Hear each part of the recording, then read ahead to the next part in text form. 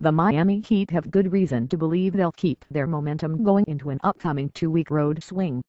They have yet to lose a home game, and their final one before that trip comes Wednesday night against a Brooklyn Nets team they've beaten 10 straight times.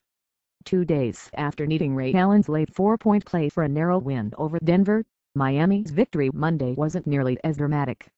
The Heat 3-1 topped 118 points for the third time in 4 games, beating Phoenix 124-99 to improve to 3-0 at home.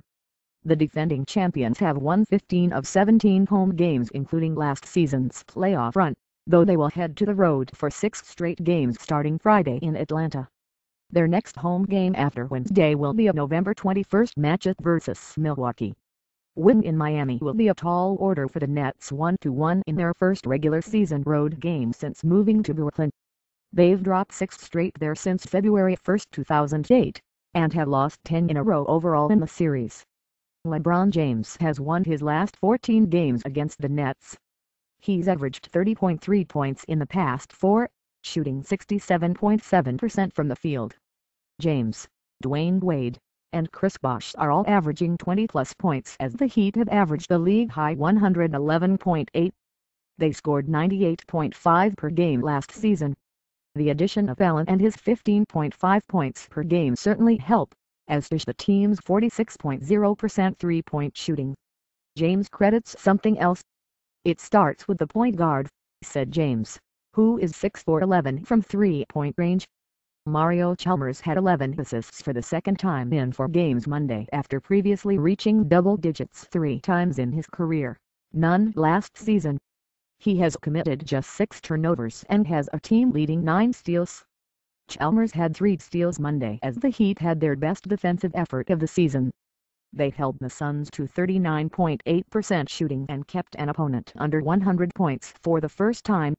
They also had a 49-38 advantage on the boards after being out-rebounded twice in their first 3 games.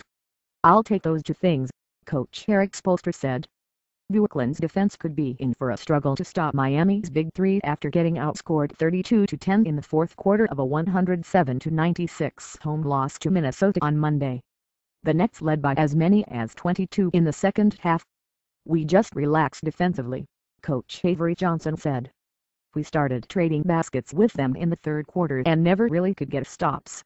Brooklyn's rebounding 35.5 per game and points allowed 103.5 both rank near the bottom of the league. Defeats like Monday's might have been expected at times in the Nets' injury-plagued 2011-12 campaign as they went 22-44, but with a new home and new expectations, this season is a different story. "Losses like this have to really sting more than they ever have in the past," said newcomer Joe Johnson, who had 19 points. "Losses like this can come back to bite you later on in the year." Among the bright spots for the Nets has been Brook Lopez, averaging 20.0 points after playing just 5 games last season due to injury. Free agent acquisition C.J.